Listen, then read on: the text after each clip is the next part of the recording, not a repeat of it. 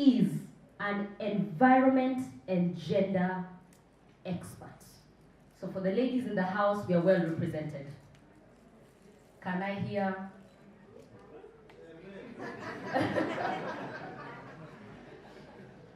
Can I hear another woo-hoo? Right. She has a PhD in environmental management from the university, I'm sorry, I cannot pronounce that, from an international university in Netherlands. She has a certificate in environmental and social risk management for the financial sector. She's a consultant with Kenya Bankers Association since 2016. She has worked in the consulting process in that same university, School of Management in Netherlands, in the year 2009. She also studied environmental management in a university in Netherlands.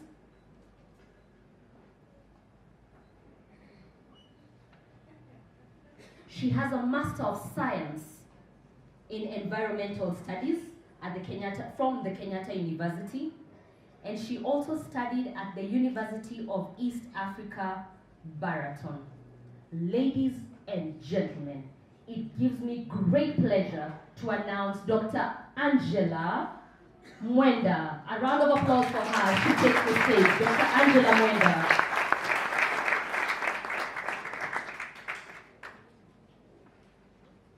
Let's keep clapping until she comes to the stage.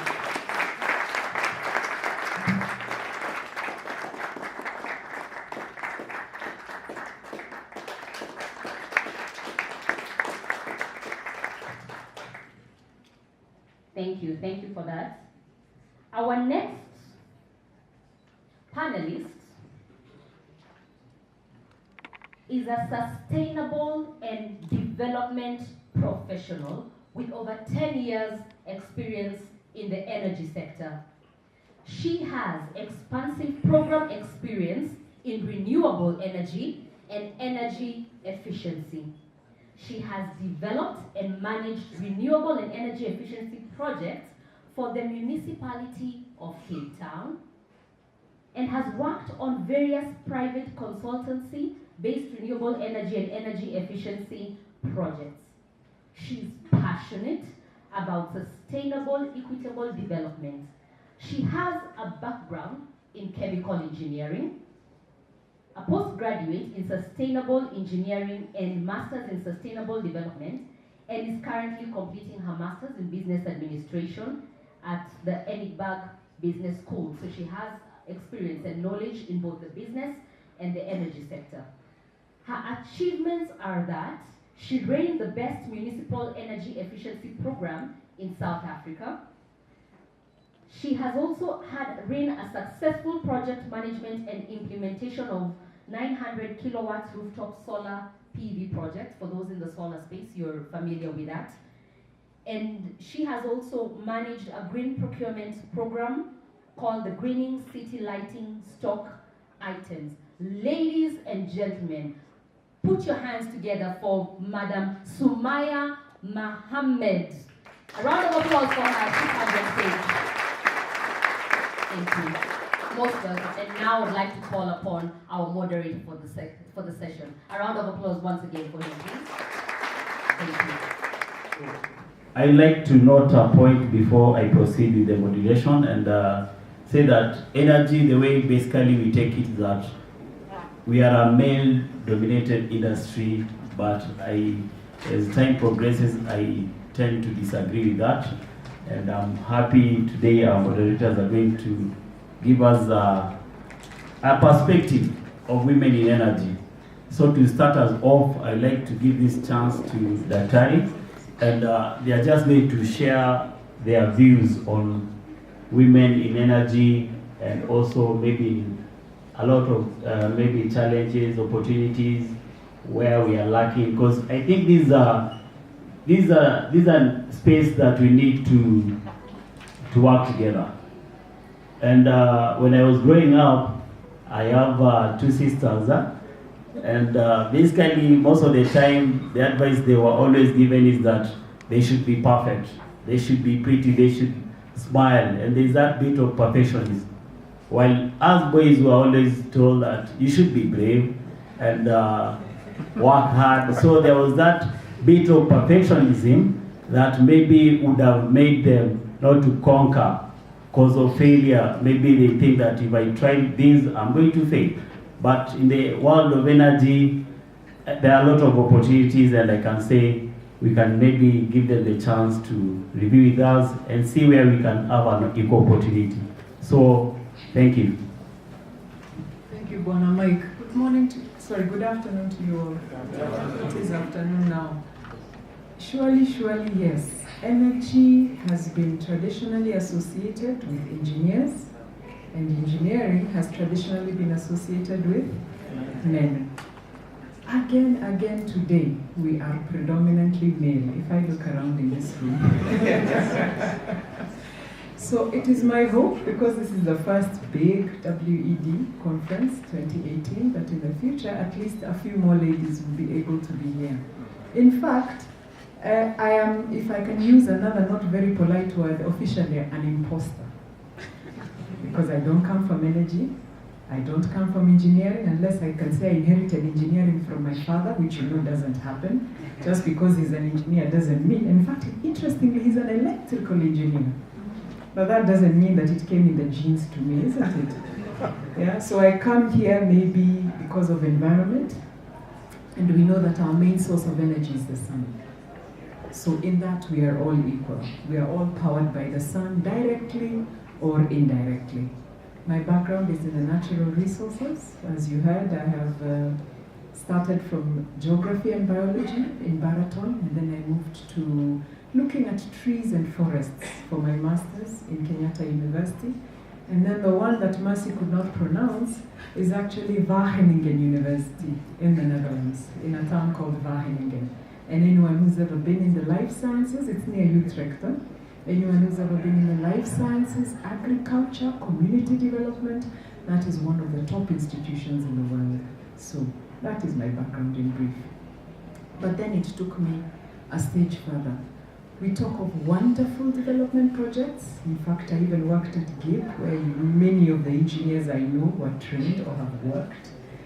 And we talk to the engineers and they wonder, so you're talking about human beings. So where are the human beings coming in these great infrastructure projects that we have? So sometimes you're polite, but other times you ask, so who are the engineering projects for? The birds, the sky, the wind, the sun. They're not the ultimate consumers, or they're not the ultimate end of those. You're designing them for human beings.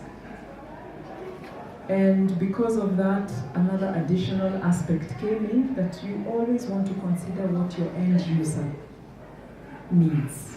You can come up with wonderful projects, wonderful products, but if your end person doesn't accept and acknowledge them, then sometimes it doesn't go very well. So that's where the participatory development part came up. Participatory, let me take it again a step further. Our society is not built up of only one person or one type of person. There is men. Why did I say that first? This life is hard, the way we are brought up. Okay, to be fair, there is men, there is women. If I go biblical, there is men, isn't it? Yes. Yeah? So let me give credit where it is due. There is men, there is women, there is children, and there is infants, isn't it? So it now went a step further, that it's not just one person, there is also the women and the youth. And that is where I came in, that was my interest. Because interestingly enough, if you look at most of the natural resources, look at water. It was mentioned earlier, most of the conflicts in northern Kenya, which I just came from yesterday, is because of water and pasture, isn't it?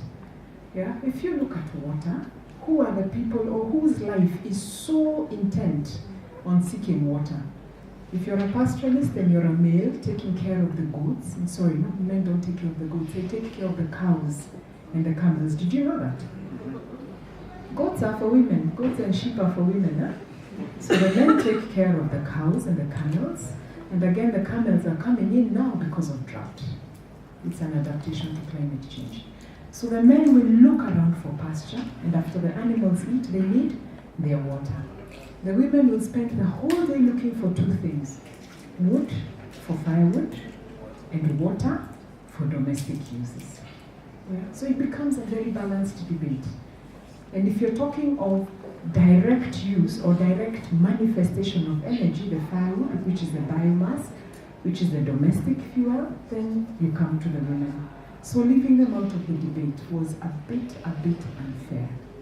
Hence, more and more, and that's just an example of one resource, more and more the need to include women in the debate. Take it a step further. Those women are looking for fuel wood, they're also looking for water.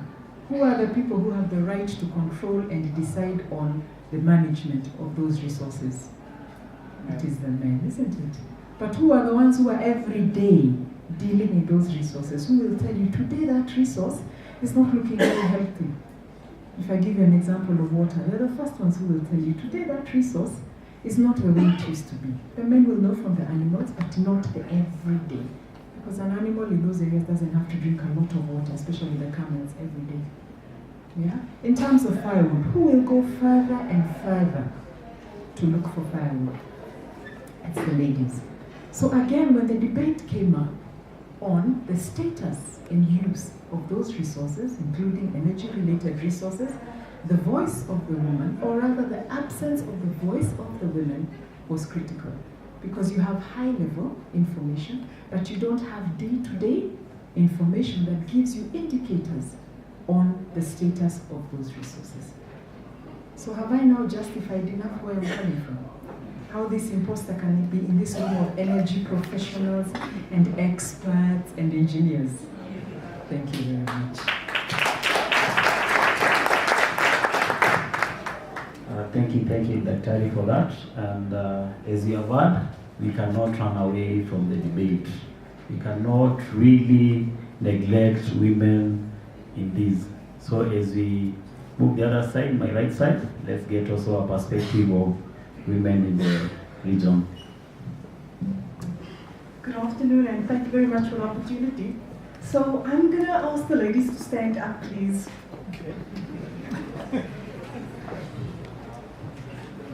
Okay, and we're going to do this very quickly because I'm conscious of time. And you're going to see my reason to madness.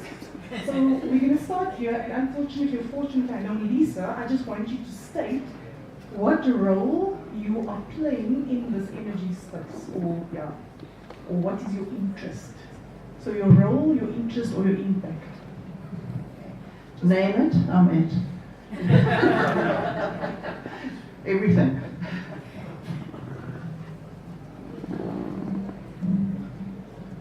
I'm in capacity building and youth.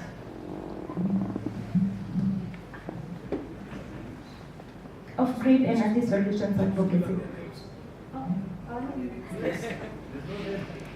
Prudence Lihabi, Off-grid energy solutions advocacy.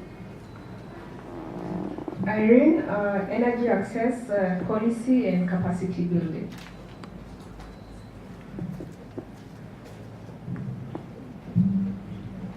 Wendy Akini, a student still trying to learn. Delito Janet, energy user, energy management, auditing, trading, and standards. Laura Lepore, Also learning, student. Joyce Udugwa, manufacturing sector. Procurement. Marcy Kagiri, energy use, energy management, and energy investor. Felista Bugonko, student energy user. I think we missed at the back. Okay, so I want us to remember that because I'm going to touch a point that my colleague over here has raised and the misconception that we associate the energy sector with. Gashevi Kimathi, engineering student. Lynette Jerry, energy communication and strategy. Pauline Wu, engineering student. Region Simiyu, I do energy management and audit.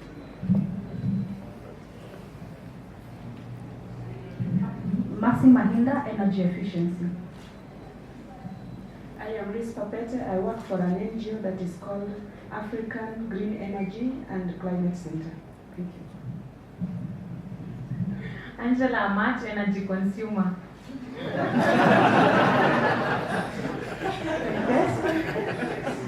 Wow, that's interesting. Kwani Mwangi, digital awareness on energy matters. Okay, ladies and gentlemen, I want to say thank you very much for giving us that. I've missed one lady. Let's allow her to introduce herself.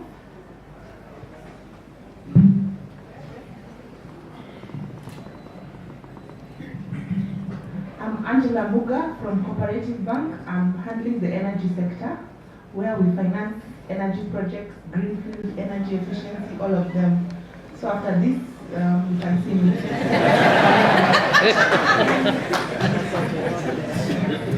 Okay, so as my colleague said, when we look around the room, there's very few of us ladies, and that needs to change. If you look today in the sustainable development field, and I'm using sustainable development because the sector is broad, it's not just renewable energy, there's the environment part as well. The stats shows that you would find predominantly women, and that's very interesting because even in my last role that I mentioned it was at the City of Cape Town, we were a team of 13, and out of the 13 of us, 9 of us were females. And all of us came from various backgrounds. One was a town planner, the other one came from an atmospheric scientist background, we had an environmentalist, and the only 2 men on the team, the one was a lawyer and the other one was an engineer. And I'm raising this because even when you run a business, so let's bring this back to a practical perspective. No business can function solely on one discipline. You need various, people from various backgrounds. You need someone from finance, so we had the lady say that she's from the banking institute. We had another colleague over there who says she's in procurement. Those two are directly, related. We had various people say that they're in training. We have WWF, they are a large international, NGO who deals in environmental matters. So we have the policy people in here. All of this are actors within your organization. So when we discussing this topic about gender and female, equality and access to clean energy, we need to ensure that all of the actors are represented. There was one that stood out for me and she said, she's just a user. That is most probably the most important comment because we are all users. If we bring this back to basic economics, which is demand and supply, if we do not understand demand, who's the end user? As my colleague said, what systems are we designing? This hotel, the hotel owner might be the client to the architect, but is the architect designing the building for the owner? I don't think the owner is going to occupy and fund this. The owner's intent is he wants to attract various either organizations, entities, individuals to use the space as a practical example. So there's something that I want to, it's not new to all of us, and it's maybe introducing a concept called design thinking. Why are we not incorporating this when we are planning, when we are designing? And that will allow us, to co-create. There was a very interesting project when the city, and unfortunately I'm going to go back to, that reference, because in help me out, I think we won the World Design Capital in 2016, 2014. And one of the challenges that the city got asked was, how can you start incorporating, design thinking into your municipal planning processes? Hard challenge, right? And what they done Okay, so in South Africa we have many community actors. So we took certain projects.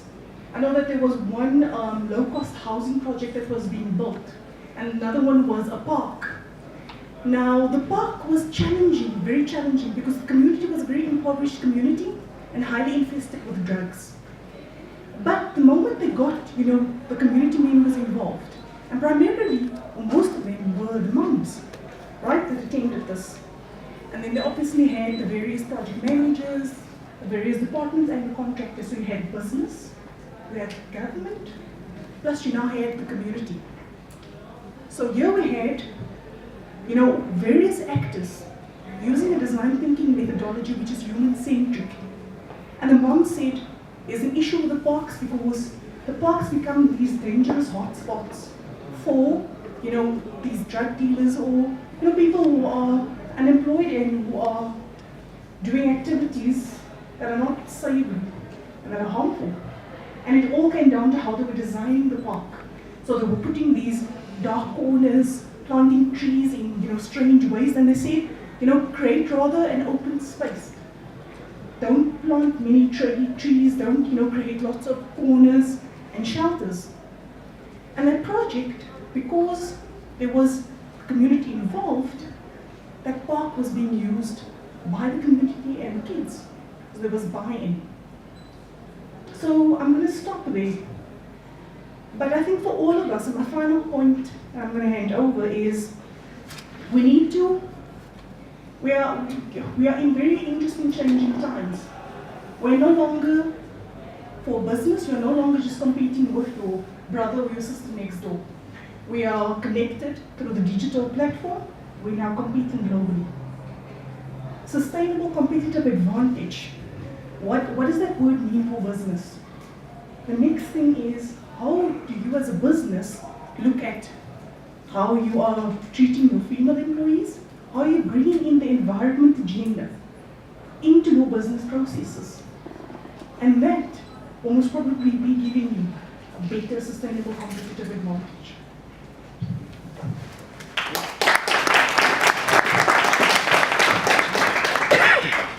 Thank you for that. As you have heard, we need to ensure we have design thinking. And just as I mentioned, is that we now need to realize what opportunities or what challenges we can at least discuss for women in energy. And just to start us off, I would like to acknowledge the fact that the Association of Energy Professionals Eastern Africa, we have a chapter that is a Council for Women in Energy and Environment for our Eastern Africa.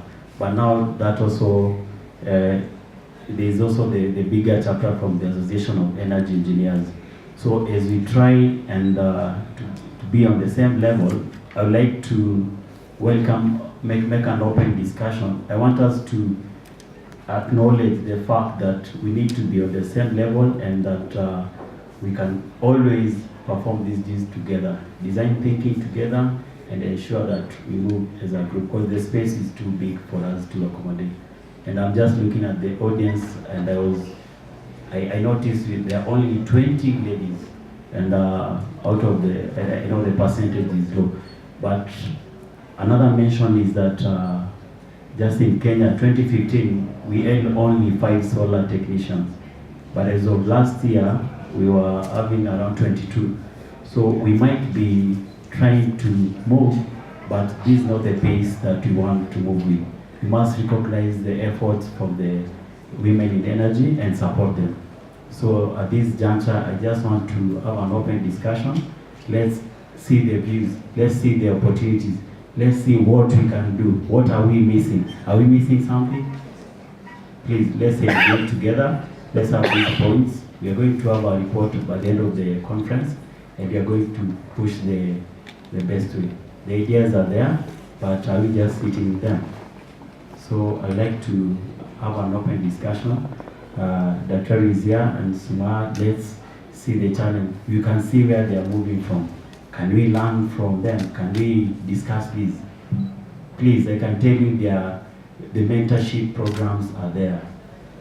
Can we just move so that at the end of the day, when you are competitive, you know, men at times, there's that bit of men ego, but in energy, we don't have that. We don't have that. In energy, I can tell you, even the ladies, they are the users of this energy. Take an example for the kitchen. I can tell you the microwave is there, the refrigerator is there. They know the data, they know how much energy they are using. And most of the time, the men, I can tell you just send the money. You just tell them, okay, you sort the bills. But the best way to at least address the issue is know where the energy is going from. So if they have the data, why can't we start off by having a discussion with them? Please feel welcome, and let's have the points through. Thank you. I don't know which way to start. Maybe, is there a lady first I can start with? Okay, so we can start there.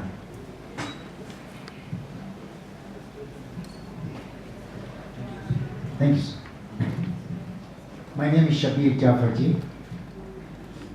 I don't have much to say, but I remembered something when we talk of women and women's participation. God created man. And then, when God created this planet, He created man.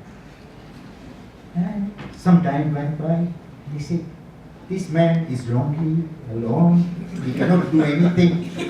So He created woman. And why did He create woman?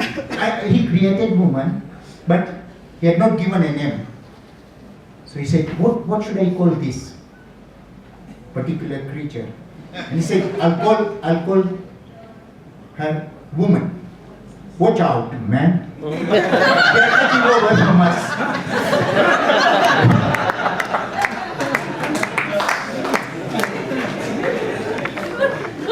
Okay, let's go to Odawa.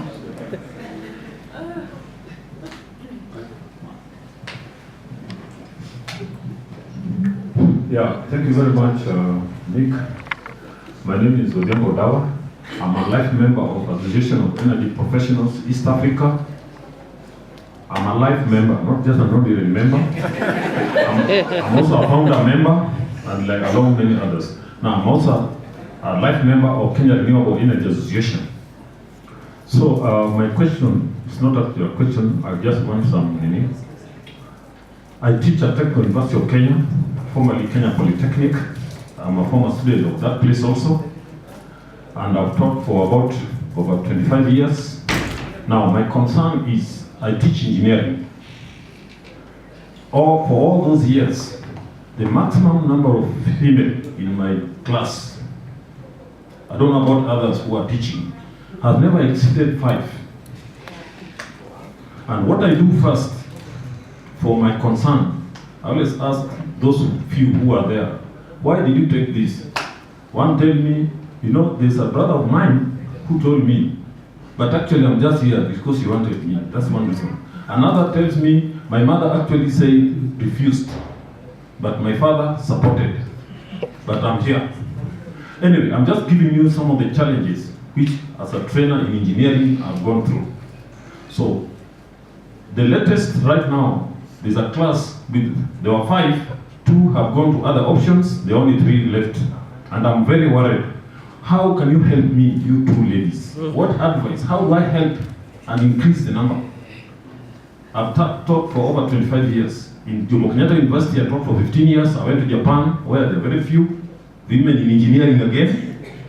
Then I came back to Kenya, I'm still teaching. The number has never exceeded 10 in a class. What do we do? Can you help us, please, 2 of you? You are so far. Can you catch up? Okay, let's have Sumaya maybe. Okay, can we first? Let's do those first.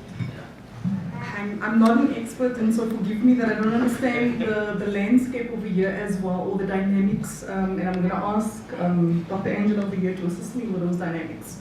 It's interesting that you say that, because in South Africa, because I mean, Lisa, you an engineer, or you come from the sciences field, and there's myself, and there's many of us. I mean, I remember when I studied engineering, we were at least, and I mean, this was, I don't want to disclose my age over here, but this was a good, if I just go back to my honors, that's a good 12, 13 years ago. We were at least 10 females in that class. The other thing that I could also perhaps say is, and this is just another observation, it's not factual, it's an observation that I took, is that in the chemical engineering field, there were more female students. And I'm not sure if it's that link because of the chemistry link and the process engineering part of it, but going again and looking at the mechanical engineering faculties and electrical engineering faculties, although I have to say in South Africa there were quite a number of female civil engineering students. I mean, a lot of my friends are civil engineers and they're female, but electrical and mechanical, the numbers starts to dwindle. So, and that is why I said we need to understand demand and supply. And my colleague over here, Mr. Gupta, the business needs to define roles. We need to move away from stereotyping as well. We need to, engineering, I started out as a chemical engineer. I'm not practicing as a chemical engineer. I've evolved. Started out, yes, maybe in my first 3 or 4 years, but then transitioned because the industry transitions. So how the faculty, explains to young students the possibility of that degree is the crucial part, I believe. Because I'll give you an example. The time when I graduated, South Africa was, it was the world economic downturn. There was no jobs. I had to challenge myself and ask myself, what job am I going to apply for? How am I going to market my skills? I got taught engineering. Doesn't that mean that I can think? So any problem that gets thrown at me, surely I should be able to use those fundamental principles and be able to apply myself and learn as I go along. So it's how do we, explain the role of the value of that degree and how applicable it's going to be either in business, public, government, which other sector where these professions are going to play a role in. Thank you, Sumaya. I think she has explained it very well, no? In the sense that if I look at the different types of engineering, I have taught in some of the universities in Kenya, both public and private, and you're very right. I think the students look at it, the ones who are mechanical engineers, there's structures, civil engineers, there's roads. It's so clear that there are these projects that are happening, the government is doing this, there is now the big four, so people know very well. But I think with the energy, they ask themselves, and I think that's also very ironical, where do I go? Because traditionally, other than Kenya Power, where were you going? Kenya Power was there, KenGen was there. Recently we have Ketraco, we have others, isn't it? We have the independent power producers and all that. So I think if the young men were asking themselves that, then the ladies will ask themselves even more. If the opportunities are so few, and already there are these boys who are there who are doing very well, and they know a few engineers who can give them the connections, me as a girl, let me use Kenyan English, me as a girl, where am I going? Yeah? So as Sumaya puts it, I think I cannot add any more. What I've just done is contextualized it a bit to the Kenyan aspect. And I think it's very ironical because energy is really the basis of most of the engineering. But in Kenya, maybe the greatest role right now for the association and others, including Kenya, is where do the opportunities lie for the young ones? I think that's a challenge we're facing now. They might not see it as clearly. Hence, it becomes a less attractive choice for study. Yeah. Okay. Thank you for that. I'm sure we are taking notes. I don't know if we proceed like this or let me... You want to start with me? Yes. Thank you very much. Thank you for those insights. I've got a question that doesn't have to be answered now, but you're right that the association has to probably do quite a bit more. One of the other things that I've also seen done is that ladies in engineering have also taken up the role in small groups to to go out and talk to students and talk to them about the value of engineering, and that they shouldn't be intimidated by it. People think that it's for the highly academically proficient that is getting debunked. It's actually an everyday kind of thing. We use engineering every day. Leave alone energy. Everybody uses engineering, so why shouldn't everybody be involved in its development and design thinking? One of the things, and I'm specifically interested, Dr., in what you said, that you've just come from a remote area of Kenya. I'm very keen to hear whether it is possible to design an environmentally driven energy solution in those areas, and how to design it.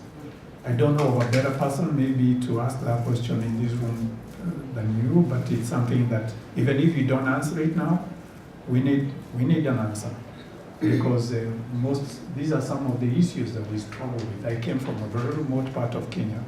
My parents, my mom, always had a load of firewood on her back, and it's something that we don't still have a solution for. So what is it that we should do? How should we do it? And I'm thinking that there is the fact that it's never been done before in the way that we probably could do it doesn't stop us from doing it. So I think that that's a space that we should go into. The other space which I'm very interested in going a little further is about that design thinking. I'm the president of the association. If there is any way that I can help in getting that design thinking going, because I think, yes, we do have lots of issues. We build many things thinking about men. Yeah, it's true. We don't think about women first. And maybe it's not just in the building. Maybe it's the way the synergies. In my company, we finally made what we're calling a mother's den. And we're encouraging the ladies who are young and have little children to actually feel comfortable and come with their babies to work. And we've got facilities for them now. We didn't have that before. Possibly it's time to begin to talk about these issues. And I would encourage the women to talk first, because most likely if we talk, then that men over there will tell us, beware, watch out. Okay, because of time, I think I've dealt on this side. Can I get some views on this side, then one last on that side? Yes, Mr. Boaz. Okay, thank you. I'm Engineer Boaz Adegu from Kenya.